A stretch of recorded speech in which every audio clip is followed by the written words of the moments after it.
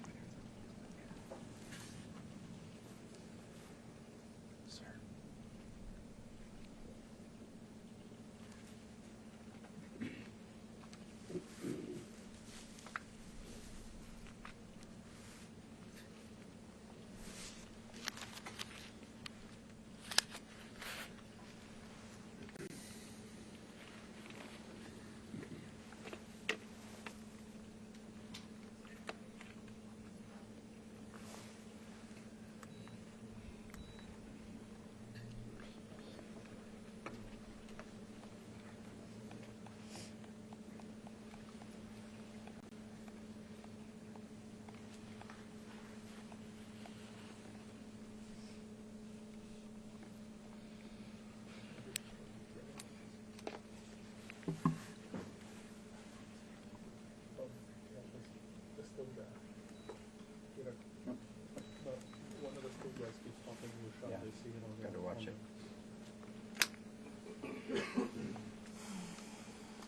Jonathan, Who is it? your Yeah, foot right keeps now. hitting the tripod. Is it true? Yeah. With the lens? Yeah. You're not gonna pan? I will, but not right now. Not until he's Okay. Peter, which direction should I move my feet? okay. To my right? To your right. Is that better? Cool. Yeah, again, it's in the shot. Okay, good. Let me know. Trying to figure it out. How about down here? Yeah, I mean, that's fine. That's fine.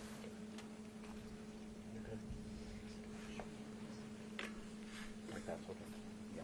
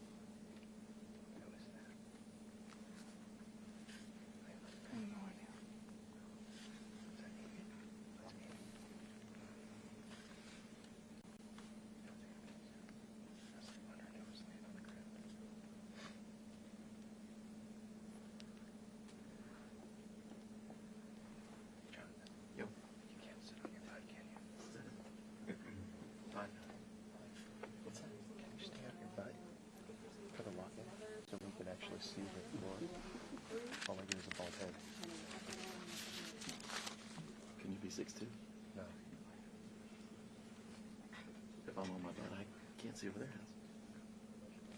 I never am out. Sam, look up. Can't see over whose head.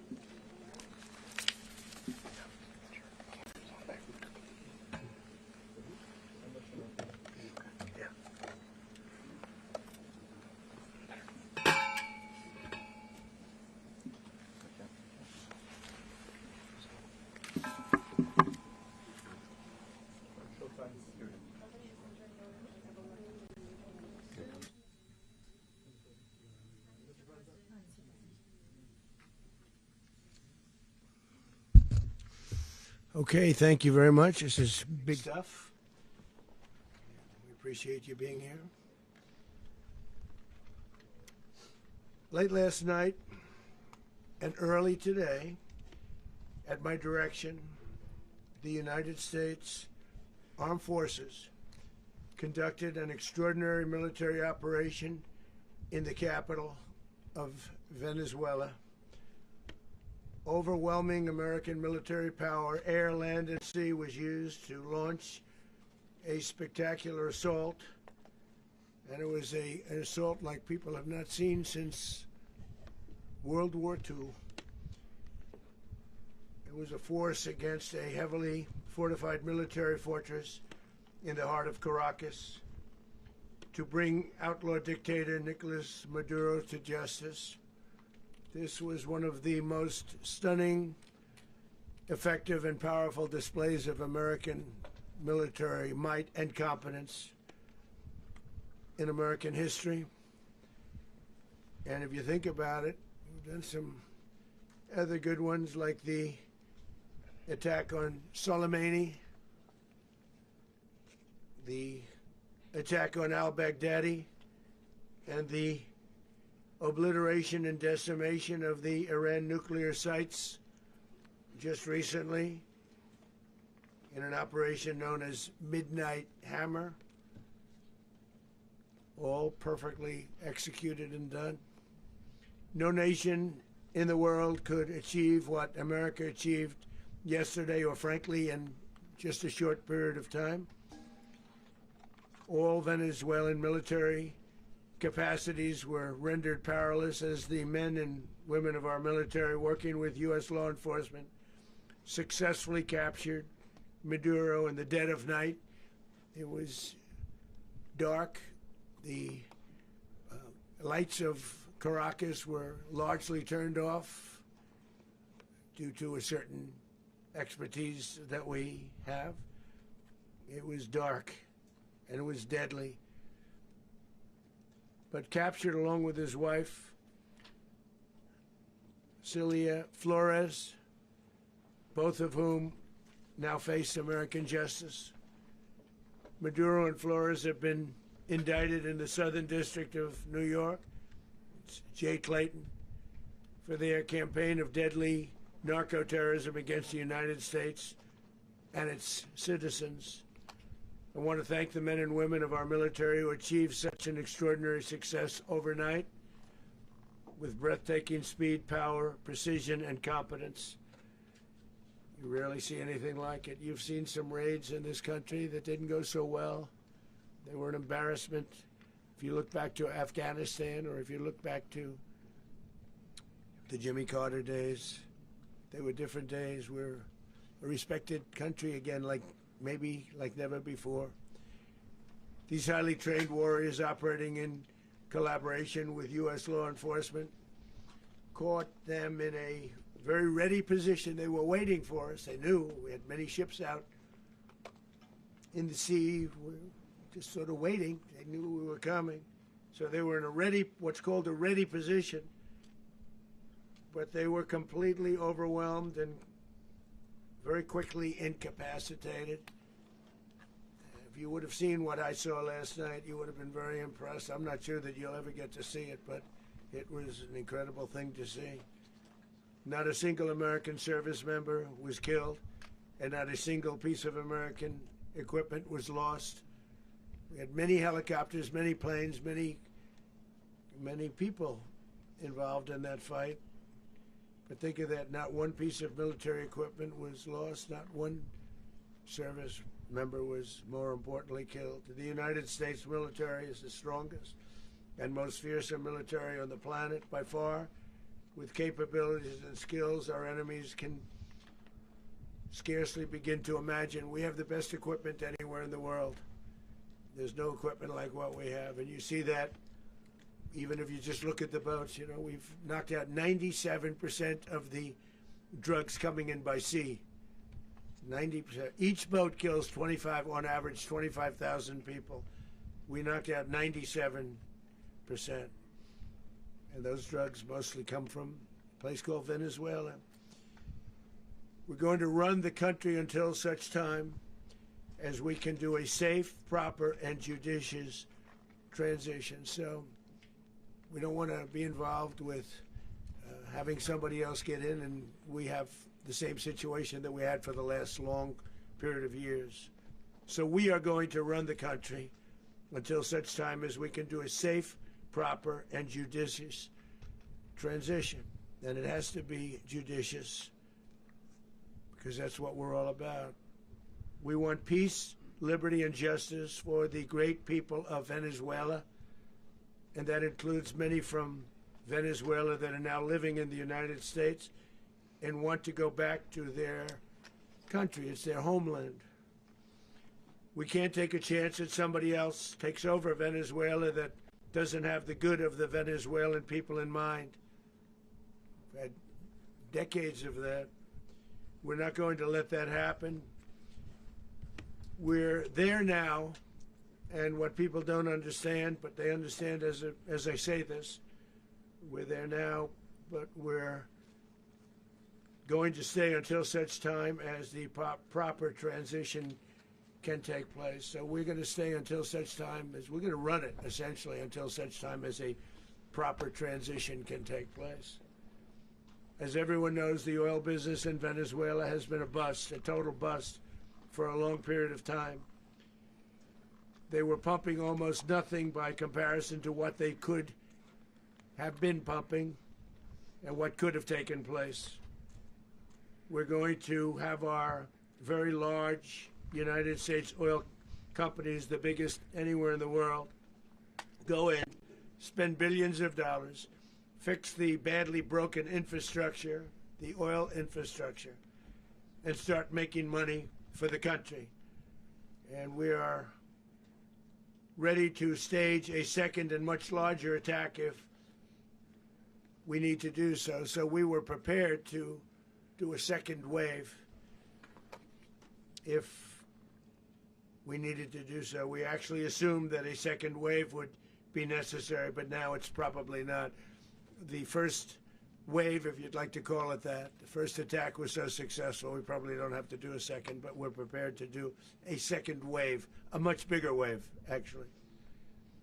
This was pinpoint, but we have a much bigger wave that probably won't have to do. This partnership of Venezuela with the United States of America, a country that everybody wants to be involved with because of what we were able to do and accomplish, will make the people of Venezuela rich, independent, and safe. And it will also make the many, many people from Venezuela that are living in the United States extremely happy. They suffered. They suffered. So much was taken from them. They're not going to suffer anymore.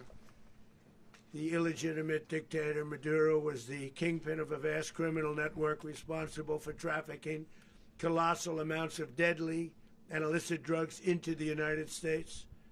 As alleged in the indictment, he personally oversaw the vicious cartel known as Cartel de las Solas, which flooded our nation with lethal poison, responsible for the deaths of countless Americans, the many, many Americans. Hundreds of thousands over the years of Americans died because of him. Maduro and his wife will soon face the full might of American justice and stand trial on American soil. Right now they're on a ship. They'll be heading to ultimately New York, and then a decision will be made, I assume, between New York and Miami or Florida.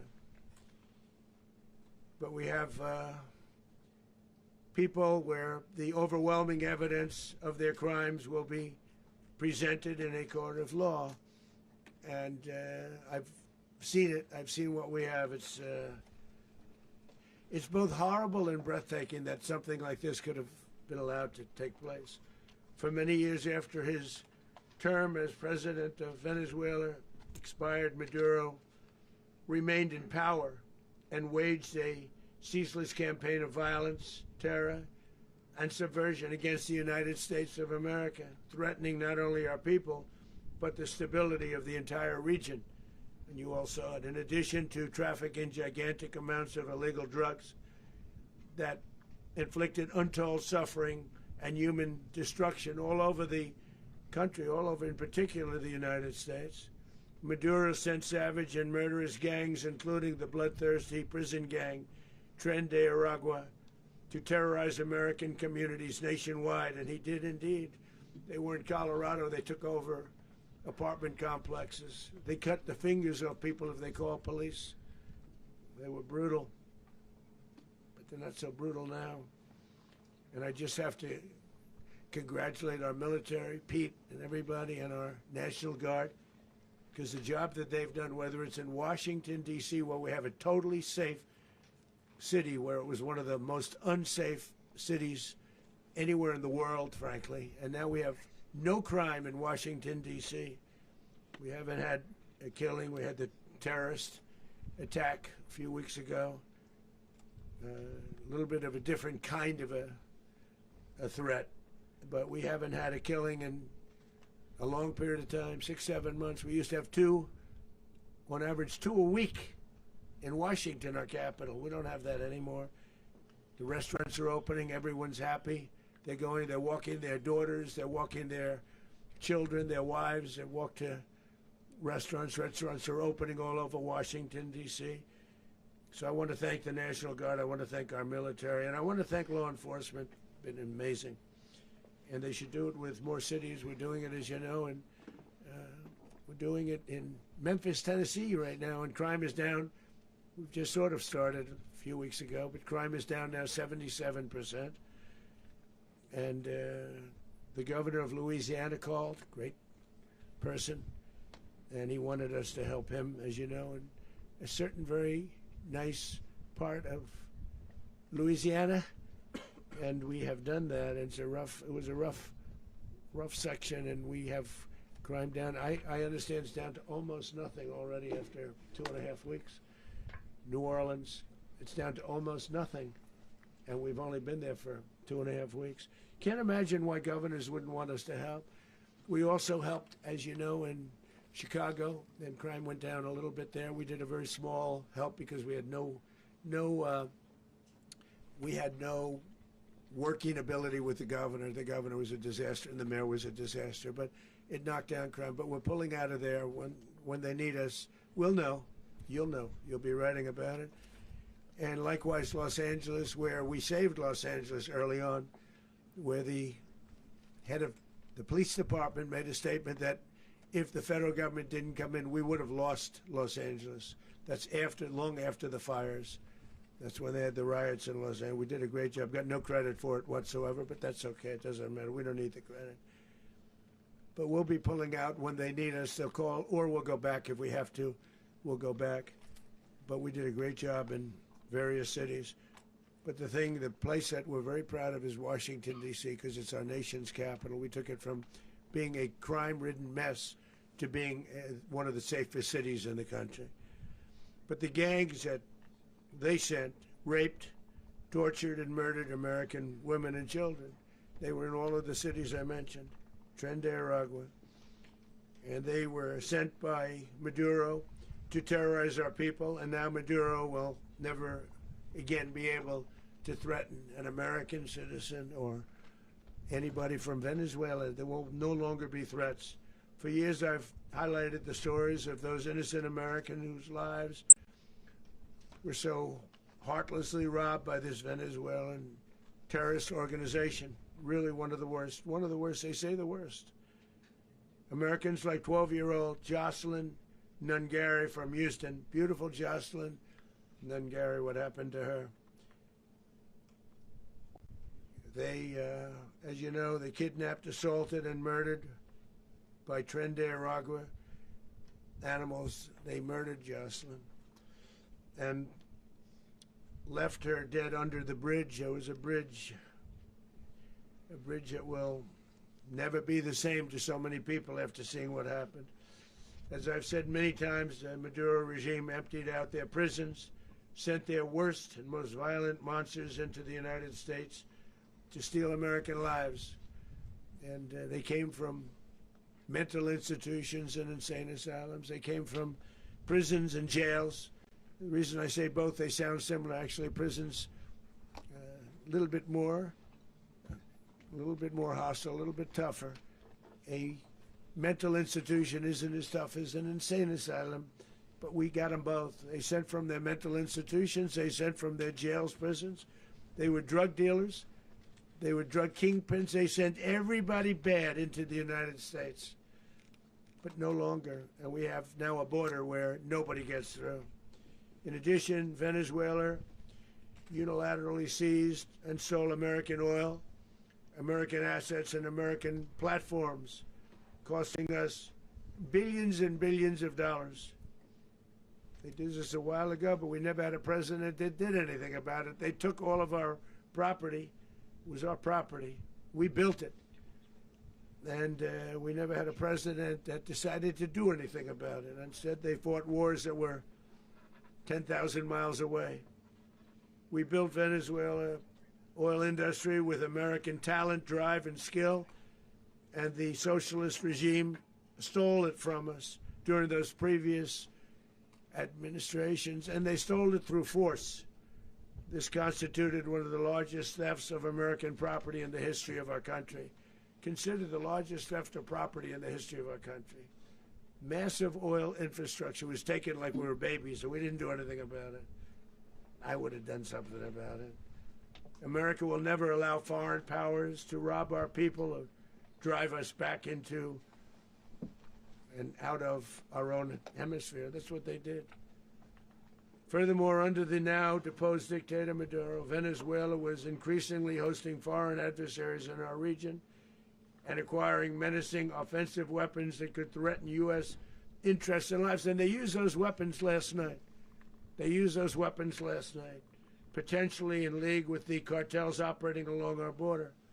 All of these actions were in gross violation of the core principles of American foreign policy, dating back more than 2 centuries, and not anymore. All the way back, it dated to the Monroe Doctrines. And the Monroe Doctrine is a big deal, but we've superseded it by a lot, by a real lot. They now call it the Monroe Document. I don't know. It's Monroe Doctrine. We sort of forgot about it. It was very important, but we forgot about it. We don't forget about it anymore. Under our new national security strategy, American dominance in the Western Hemisphere will never be questioned again. Won't happen. So just in concluding, for decades, other administrations have neglected or even contributed to these growing security threats in the Western Hemisphere. Under the Trump administration, we are reasserting American power in a very powerful way in our home region. And our home region is very different than it was just a short while ago. The future will be, and we did this in my first term. We had great dominance in my first term, and we have far greater dominance right now. Everyone's coming back to us. The future will be determined by the ability to protect commerce and territory and resources that are core to national security. These are core to our national security. Just like tariffs are, they've made our country rich, and they've made our national security stronger than ever before. But these are the iron laws that have always determined global power. And we're going to keep it that way. We will secure our borders. We will stop the terrorists. We will crash the cartels, and we will defend our citizens against all threats, foreign and domestic. Other presidents may have lacked the courage or whatever to defend America, but I will never allow terrorists and criminals to operate with impunity against the United States. This extremely successful operation should serve as warning to anyone who would threaten American sovereignty or endanger American lives. Very importantly, the embargo on all Venezuelan oil remains in full effect. The American Armada remains poised in position, and the United States retains all military options until United States demands have been fully met and fully satisfied. All political and military figures in Venezuela should understand what happened to Maduro can happen to them, and it will happen to them if they aren't just, fair, even to their people.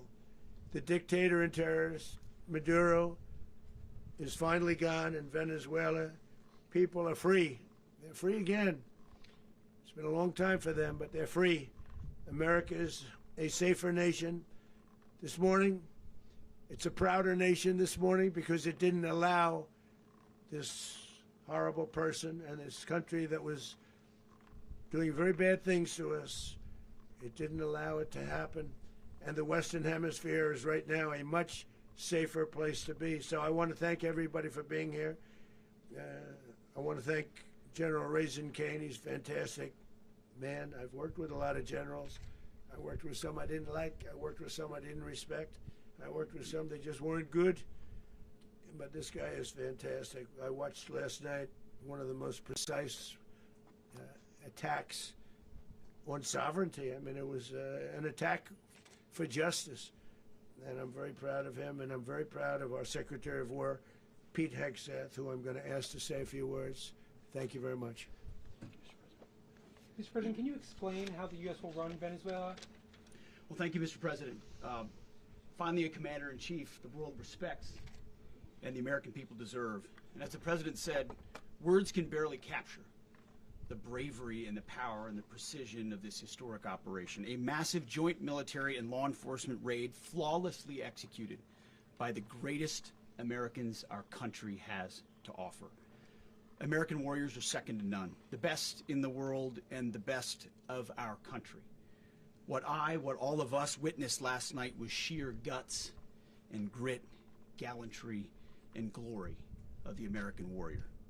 I'm simply humbled by such men, and I tip my hat to our chairman, Dan Raisin Kane, and all those Americans who stood watch last night. Our warriors are the elite of America, and again, President Trump has your back.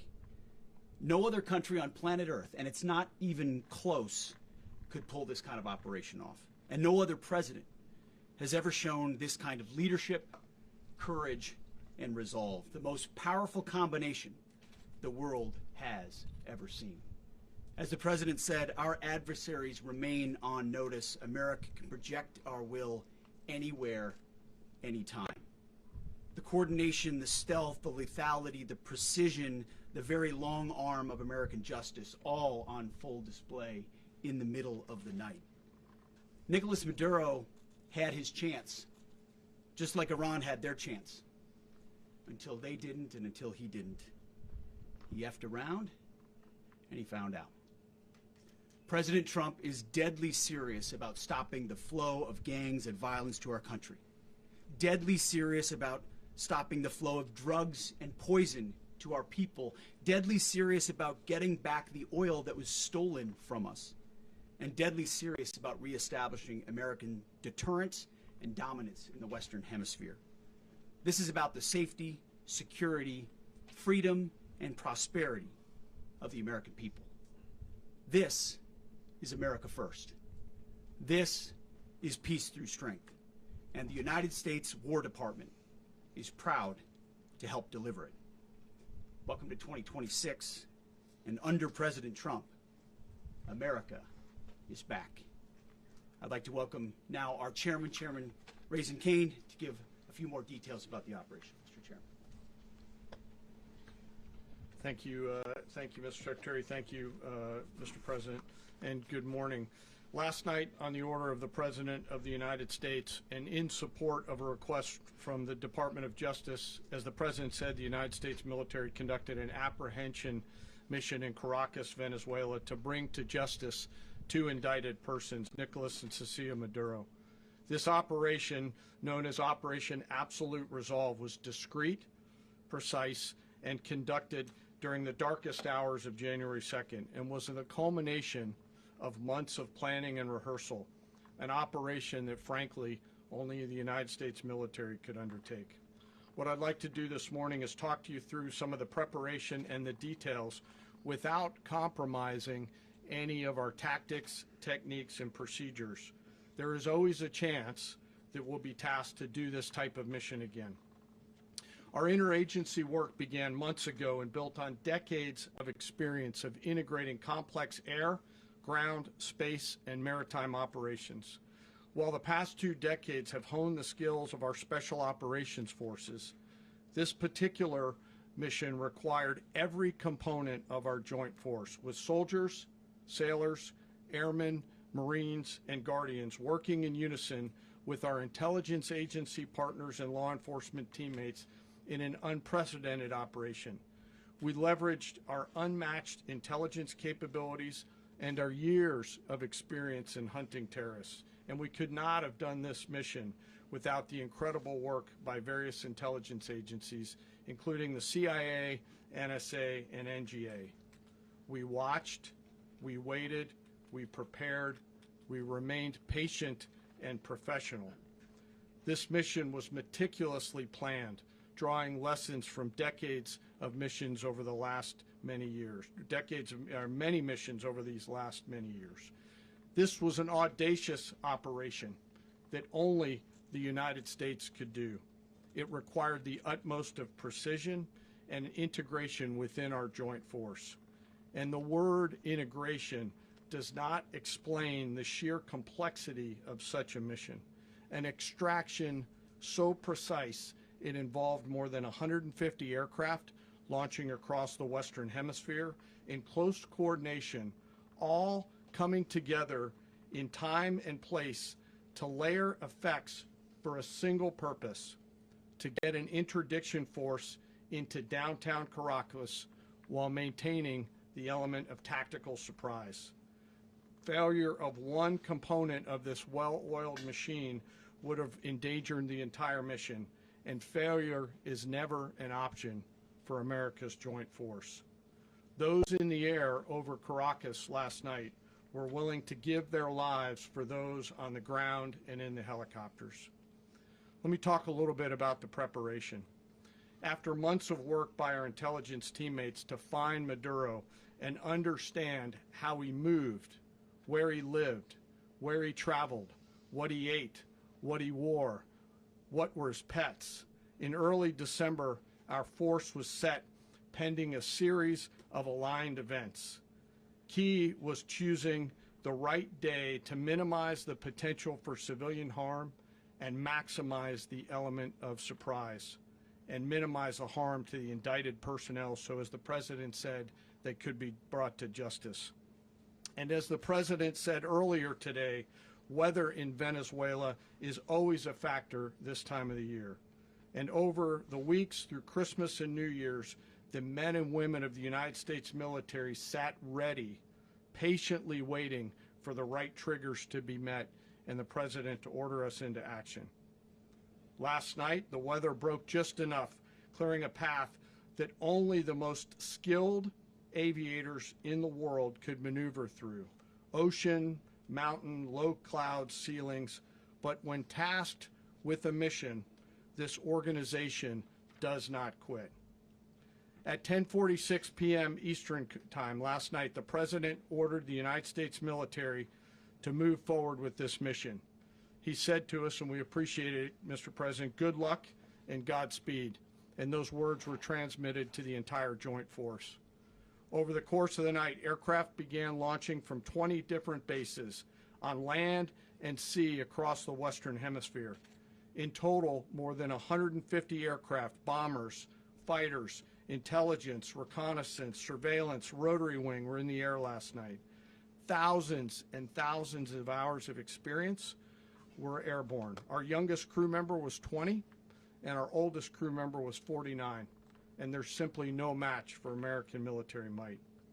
As the night began, the helicopters took off with the extraction force, which included law enforcement officers, and began their flight into Venezuela at 100 feet above the water. As they approached Venezuelan shores, the United States began layering different effects provided by Spacecom, Cybercom, and other members of the interagency to create a pathway. Overhead, those forces were protected by aircraft from the United States Marines, the United States Navy, the United States Air Force, and the Air National Guard. The force included F-22s, F-35s, F-18s, EA-18s, E-2s, B-1 bombers, and other support aircraft, as well as numerous remotely piloted drones. As the force began to approach Caracas, the Joint Air Component began dismantling and disabling the air defense systems in Venezuela, employing weapons to ensure the safe passage of the helicopters into the target area. The goal of our air component is, was, and always will be to protect the helicopters and the ground force and get them to the target and get them home. As the force crossed the last point of high terrain where they'd been hiding in the clutter, we assessed that we had maintained totally the element of surprise. As the helicopter force ingressed towards the objective at low level, we arrived at Maduro's compound at 1:01 a.m. Eastern Standard Time, or 2:01 a.m. Caracas local time, and the apprehension force descended into Maduro's compound and moved with speed, precision, and discipline towards their objective, and isolated the area to ensure the safety and security of the ground force while apprehending the indicted persons. On arrival into the target area, the helicopters came under fire, and they replied with that fire with overwhelming force in self-defense. One of our aircraft was hit but remained flyable, and as the President said earlier today, all of our aircraft came home, and that aircraft remained flyable during the rest of the mission.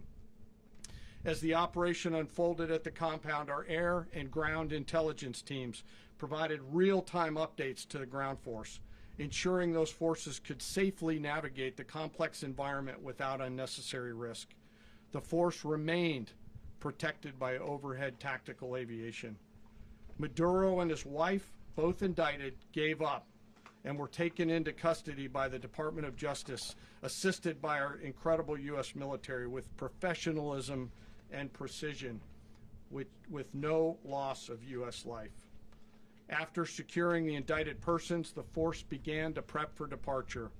Helicopters were called in to exfiltrate the extraction force, while fighter aircraft and remotely piloted aircraft provided overhead coverage and suppressive fire. There were multiple self-defense engagements as the force began to withdraw out of Venezuela. The force successfully exfiltrated and returned to their afloat launch bases, and the force was over the water at 3:29 a.m. Eastern Standard Time with indicted persons on board. And both Maduro and his wife were embarked aboard the USS Iwo Jima. In closing, what we've witnessed today is a powerful demonstration of America's joint force. We think, we develop, we train, we rehearse, we debrief, we rehearse again and again, not to get it right, but to ensure that we cannot get it wrong. Our jobs are to integrate combat power so when the order comes, we can deliver overwhelming force at the time and the place of our choosing against any foe anywhere in the world.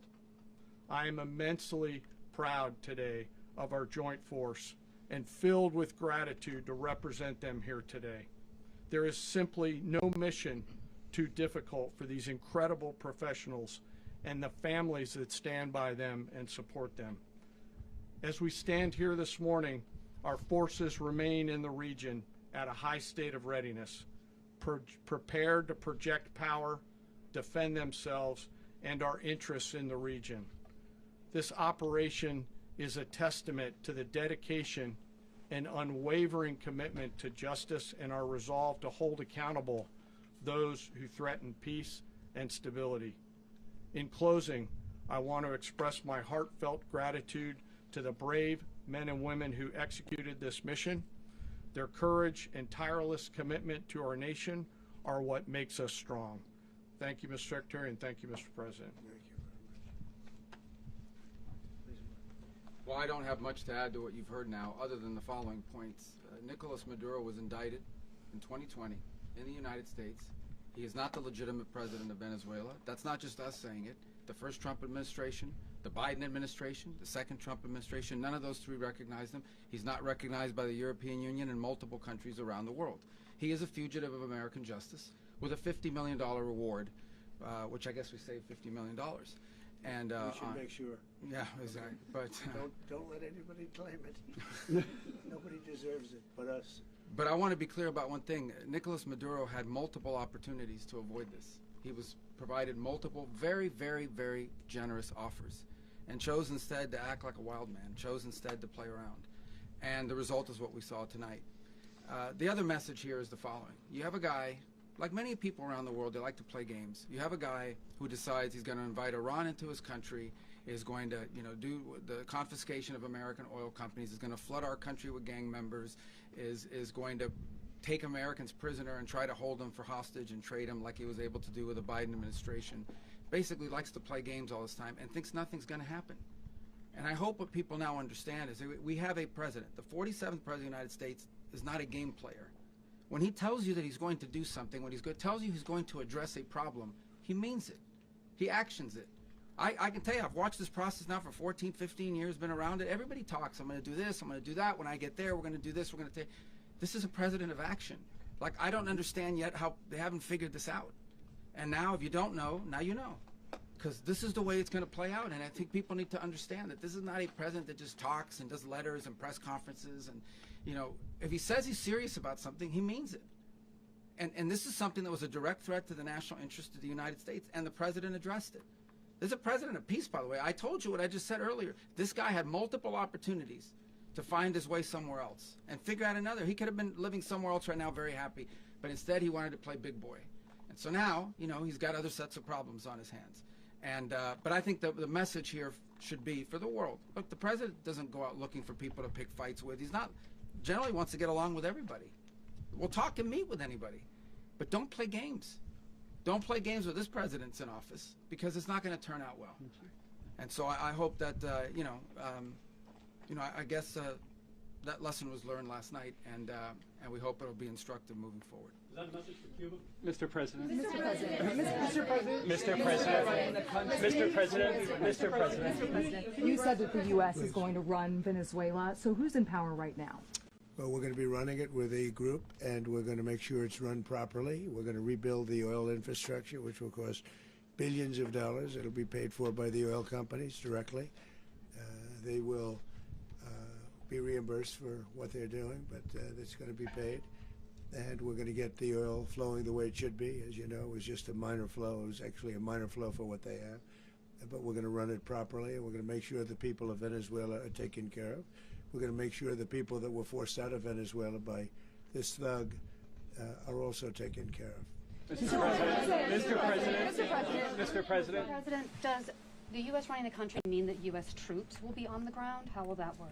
Well, they always say boots on the ground. Oh, so we're not afraid of boots on the ground if we have to have. We had boots on the ground last night at a very high level, actually. We're not afraid of it. We don't mind saying it.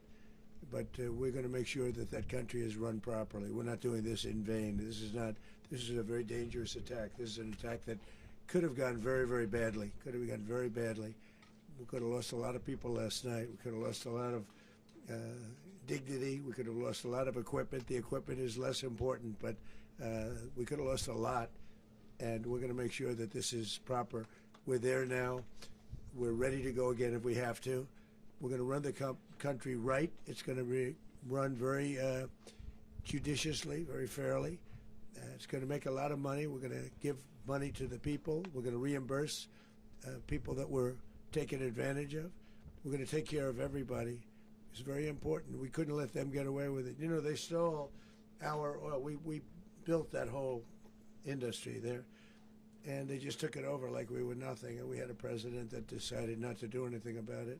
So we did something about it. We're late, but we did something about it. Yeah, please. Mr. President, can you explain the exact mechanism by which you're going to run the country? Are you going to designate a U.S. official to coordinate? It's Can all you just being unpack it's all that? being done right now. We're designating people. We're talking to Who people. We're specifically? designating various people, and we're going to let you know who those people are. Mr. President. What's the group you mentioned that would run Venezuela? Well, it's largely going to be, for a period of time, the people that are standing right behind me.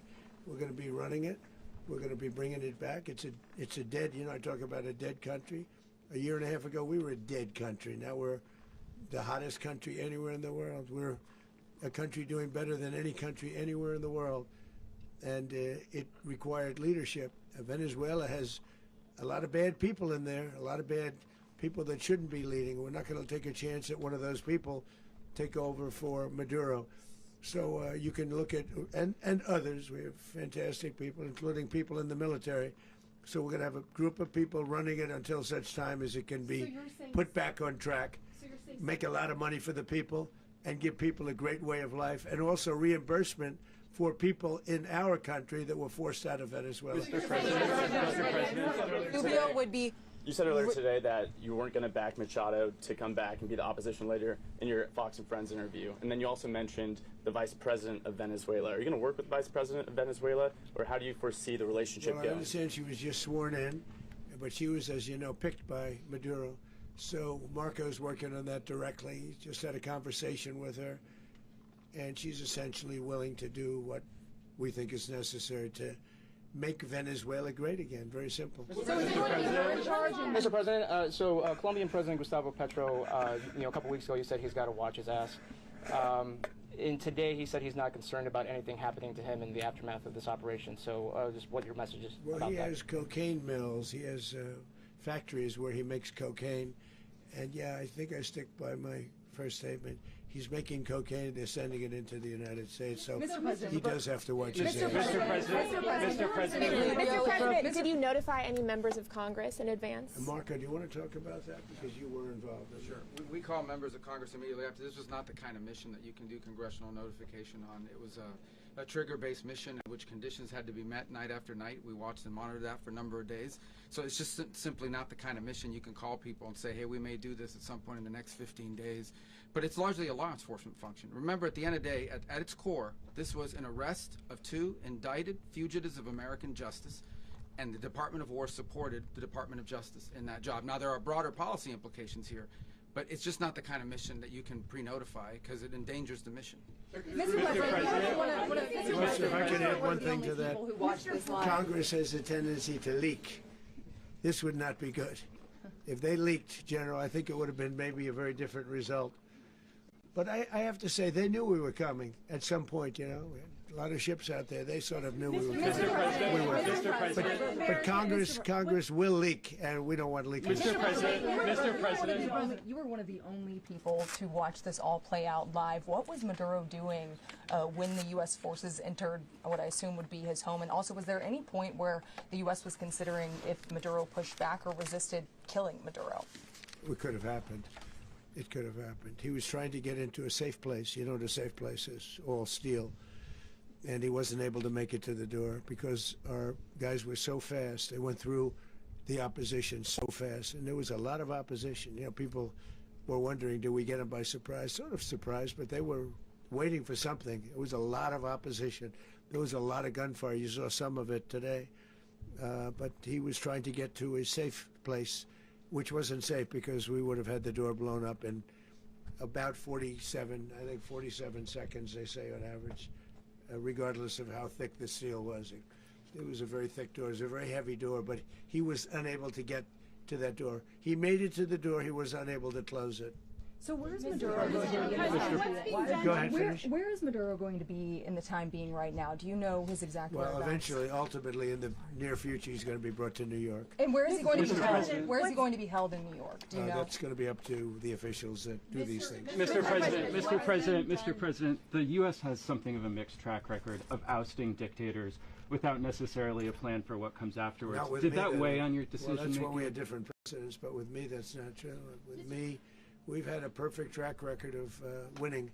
We win a lot, and we win. If you look at Soleimani, you look at al-Baghdadi, you look at the Midnight Hammer. Midnight Hammer was incredible. Right now, you wouldn't have peace in the Middle East. We have essentially peace in the Middle East because of that. If we weren't successful with Midnight Hammer, you wouldn't have peace in the Middle East. So, with me, you've had a lot of victory. You've had only victories. You've had no losses. Yeah. Mr. President, can you?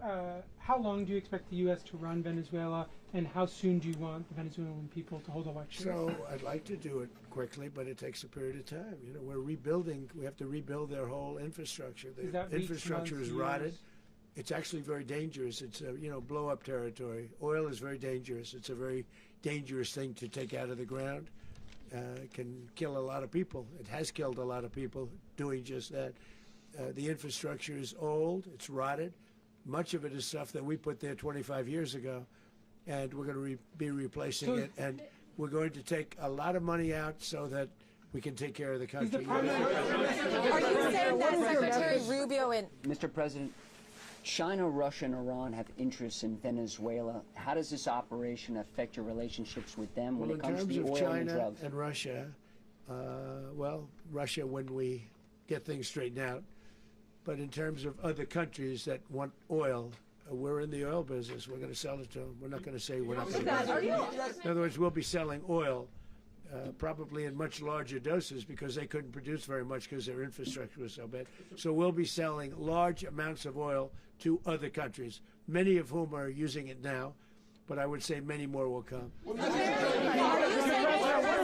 Are you saying that, Mr. President, are you saying that? Mr. President, thank you. What is your message to the people of Venezuela today? Of course, the civilian population specifically, they have a lot of questions. What is your message to the people of Venezuela? That you're going to have peace, justice. You're going to have some of the riches that you should have had for a long period of time. It was stolen from you. But you're going to have peace and you're going to have safety. You're going to have justice. You're going to have a country. You're going to have a real country. You're going to have potentially a great country. You know, if you go back 20 years, maybe even a little longer ago, that was a great country. And they destroyed it.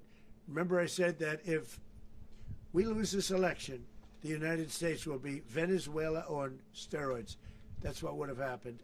Had we lost the election, the 2024 election, we suffered so badly when you look at the border from 2020. What they did, what Joe Biden administration did to our country should never be forgotten. But if we had to go through another year of that, we wouldn't have. We would be exactly where Venezuela was in terms. I used to say, if they win, we're going to be Venezuela on steroids, and that's what would have happened. President, thank you. Are you saying that Secretary Hegseth and Rubio are going to be running Venezuela, and will you be sending in U.S. military They're troops going to to be a provide? team that's working with the people of Venezuela to make sure that we have Venezuela right. Because for us to just leave, who's going to take over? I mean, there is nobody to take over. You have a vice president who's been appointed by Maduro. And right now she's the vice president, and she's, I guess, the president. She was sworn as president just a little while ago. She had a long conversation with Marco, and she said, we'll do whatever you need. I think she was quite gracious, but she really doesn't have a choice. We're going to have this done right. We're not going to just do this with Maduro, then leave like everybody else, leave and say, let it go to hell. If we just left, it has zero chance of ever coming back.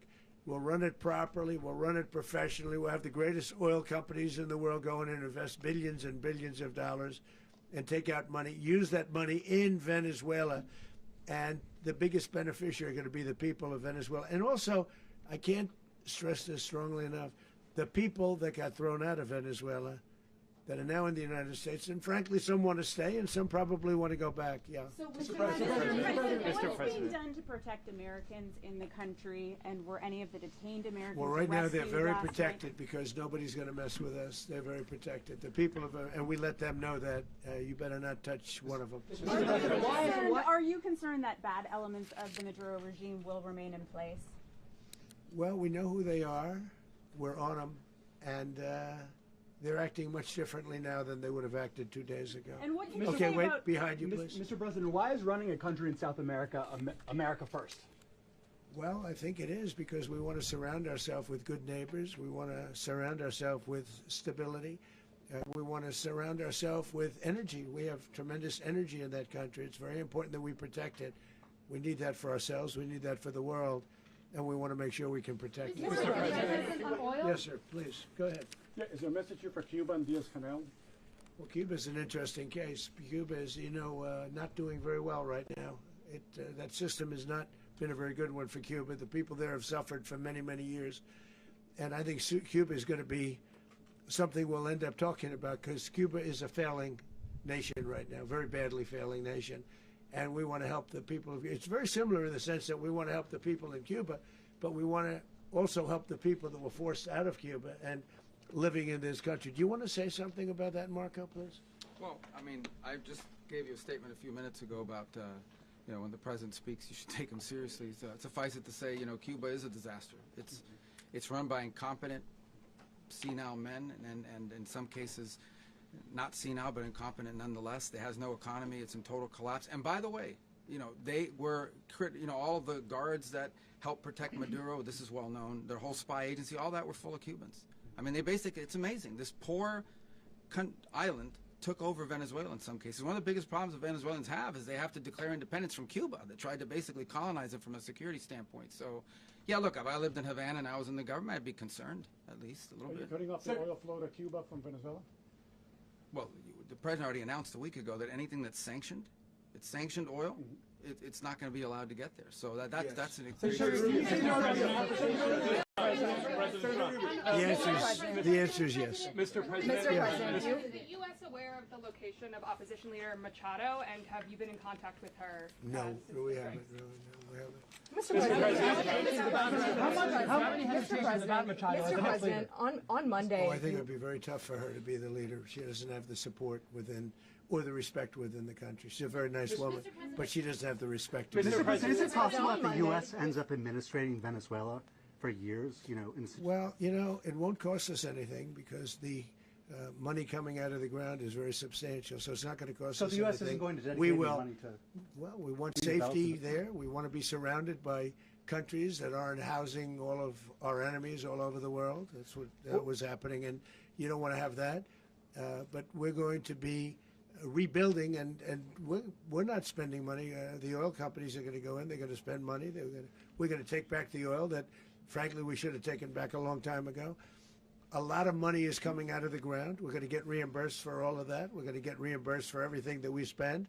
So it's going to be a very important.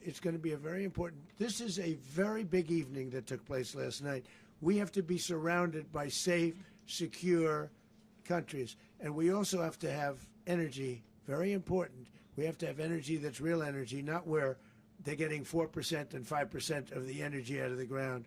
You take a look. It was such a disaster. So what's going to happen with Venezuela, I think, over the next period of a year is going to be a great thing, and the people of Venezuela will be the biggest beneficiaries. Mr. President, on Monday, U.S. military. Mr. President, thank you. What did you last speak to Maduro about when you spoke? And is the Well, I don't want to get into the conversations, but I did have conversations with him, and I said, you got to surrender. And I actually thought he was pretty close to doing so, but now he wished he did, yeah. Mr. President, can you explain, you said that Maduro is responsible for drug trafficking. You recently pardoned the former president of Honduras who was convicted of many drug trafficking. Can you explain how these two situations are different? And would you ever pardon Maduro? I endorsed, as you know, the winning president, the man who won in Honduras. I endorsed the man who won in Chile. I endorsed the man who won in Argentina. And we are doing very well with that whole group. What the man that I pardoned was, if you could equate it to us, he was treated like the Biden administration treated a man named Trump. That didn't work out too well for them. This was a man who was persecuted very unfairly. He was the head of the country. He was persecuted very unfairly. And there are a number of them. And we felt that it was a very unfair situation that happened to him. He's also a party member of the man who won. So obviously the people liked what I did. And one of the reasons that was done is because of the fact that the party in power felt very strongly that that man was treated very badly. I studied it very quickly, and then I studied it in great detail. I went to a lot of the people standing behind me, and they felt that that man was persecuted and treated very badly. That's why I gave him a pardon. Mr. President, you referenced boots on the ground earlier. Can you just sort of button this up? Do you envision the U.S. military having a presence in Venezuela as the U.S. runs that country? Well, no, we're going to have a presence in Venezuela as it pertains to oil, because we have to have, we're sending our expertise in. So you may need something, not very much. But no, we're going to be taking out a tremendous amount of wealth out of the ground, and that wealth is going to the people of Venezuela and people from outside of Venezuela that used to be in Venezuela. And it goes also to the United States of America in the form of reimbursement for the damages caused us by that country. So I want to thank you all very much. Thank you. Do you have one? Yes, please. You were so nice before. I'm going to give you the final question. Go Thank ahead. you, Mr. Unless it's a bad question, in It's which about case I'll Putin. go one word. It's about who? It's about Putin, if you want. About Putin. Well, Okay. that's always nice. You had a to talk phone. about Putin. You had a phone call with him Yeah. on Monday. Did he talk at all about Maduro? Did y'all talk about this? No, we didn't. And We then- never spoke about Maduro. Are you mad at him right now? I mean, there's this I'm not intelligence. thrilled with Putin. I'm not thrilled with Putin. He's killing too many people. There was that I intelligence. thought that would be so. I settled 8 1/4 war. You know what the 1/4 was? Thailand and Cambodia. I did it again. They broke out, and I did it in about 5 hours, and I settled it. I'm giving myself 1/4, so I'm up to now 8 1/4. In other words, I settled the war, but then they broke out. They had a pretty bad breakout over the last 4 days. I got them to go back to peace. So I only give 1/4. I thought the easiest one would be, one of the easier ones would be Russia, Ukraine. It's not. And they both have done some pretty bad things. And look, that's Biden's war. That's not my war. But I want to stop the lives. Did you see where last month, 30,000, it was 27,000 the month before. 30,000, mostly soldiers, were killed this last month. 30,000. I want to stop that. You know, I got NATO to pay 5% instead of the 2% that they weren't paying. They weren't paying 2, now they pay 5. And we send them a lot of munitions, we send them a lot of things, missiles and various other things, a lot. And they pay. The United States is not losing money. We're probably making money on that. It's the last thing I care about. I just want to stop all those people. We're losing 25, 30,000 human beings that come from 2 places that are very far away. But if I can stop, because it's something I've been pretty good at doing, deals, I guess. It's all a deal. Life is a big deal. But if I can stop that war and stop 30,000 young people, in addition to the fact that people are being killed in Kiev, people are being killed in other cities throughout, you know, a much smaller number, but they're being killed, viciously killed. So I'm not happy about it. I thought that would be something that would get solved. We have Mr. Witkoff here. I think that we're making progress, but that's a war that should have never happened. If I were president, it would have never happened. Putin says it. Everybody says it. If I were president, that would have never happened. But I inherited that war. That was Joe Biden, Zelensky, and Putin. I came into the situation, and it's a mess. And I will say this. I watched an operation last night that was so precise, that was so brilliant. I mean, it was incredible. If we had our people, like this general and our people involved, that war would not have gone on very long, that I can tell you. You told me That war, to use an old term, that war has become a bloodbath, and we want it to get stopped. Thank you very much. Are you concerned a rogue Venezuelan general to take over the country? Can you talk about your conversation with the vice president?